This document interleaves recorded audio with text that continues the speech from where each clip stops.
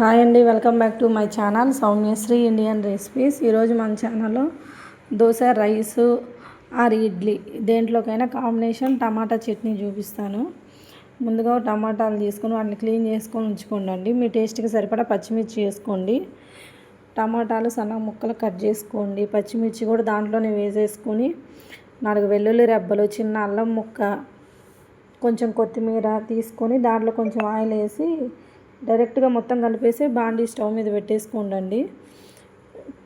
కొంచెం సేపు ప్లేట్ పెట్టి మగ్గనే ఉండండి.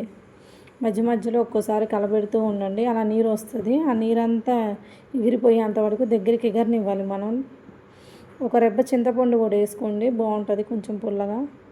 అలా దగ్గరికి అయిపోయిన తర్వాత స్టవ్ ఆఫ్ చేసుకొని కొంచెం సేపు చల్లారనివ్వండి. చల్లారిన తర్వాత దాన్ని మనం మిక్సీ జార్లో మెత్తగా గ్రైండ్ చేసుకోవాలి. ఇప్పుడు కొంచెం సాల్ట్ వేసుకోండి. మీ టేస్ట్కి సరిపడ సాల్ట్ చూసుకొని అడ్జస్ట్ చేసుకుంటూ ఉండండి చట్నీలో. ఇప్పుడు మెత్తగా గ్రైండ్ చేసుకున్నాక చట్నీ అలా మెత్తగా గ్రైండ్ చేసుకోవాలండి. దీన్ని ఒక బౌల్లోకి తీసేసుకోండి. తాలింపు అయితే ఏం అవసరం లేదు. మేమైతే తాలింపు వేసుకున్నా బాగానే ఉంటుంది, వేసుకోకపోయినా పర్లేదు. నా ఛానల్ని ఫస్ట్ టైం చూస్తుంటే సబ్స్క్రైబ్ చేసుకొని లైక్ చేయండి, షేర్ చేయండి.